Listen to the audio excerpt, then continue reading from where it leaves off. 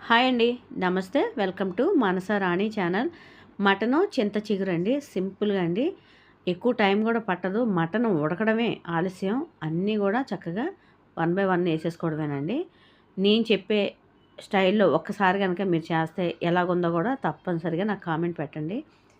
పొయ్యి మీద గిన్నె పెట్టుకొని ఆయిల్ పోసుకున్నాను. ఒక 3 ఉల్లిపాయలు, ఒక 5, 6 పచ్చిమిర్చి గూడా పట్టినియండి.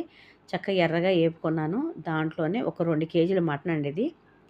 ఈ మటన్ గూడా యేసుకున్న తర్వాత పసుపు, ఉప్పు అనేది ఇప్పుడు ఎయగూడదండి. ఇలాగా మటన్ యేసిన తర్వాత దాంట్లోంచి ఇంత వాటర్‌లాగా వస్తుంది. ఈ వాటర్ అంతా గూడా దగ్గరికి ఎగిరిపోయి ఆయిల్ అనేది పైకి రావాలండి. ఇగో చూడండి ఇలాగా. పైకొచ్చిన తర్వాత అప్పుడు పసుపు, ఉప్పు ఎయ్యాలి. అప్పుడే మటన్ కూరలో ఎక్కడ స్మెల్ అనేది లేకుండా చాలా బావుంటది.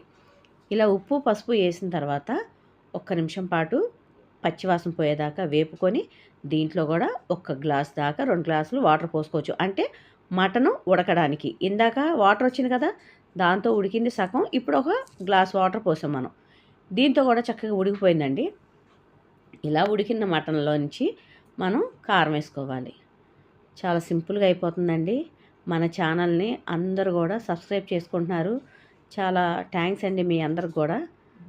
ఇదిగోండి చూడండి ఇలా చక్కగా ఒక గ్లాస్ దాకా వాటర్ పోసుకున్నాను. అది కూడా దగ్గరికి అయిపోయిన తర్వాత చింత చిగురు దాంట్లో వేసేసుకోవాలి.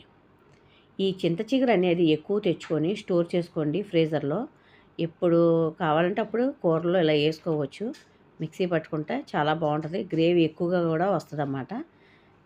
మన ఛానల్ కనుక కొత్తగా ఎవరైనా చూస్తే ప్లీజ్ సబ్స్క్రైబ్ చేయండి, లైక్ చేయండి, షేర్ చేయండి.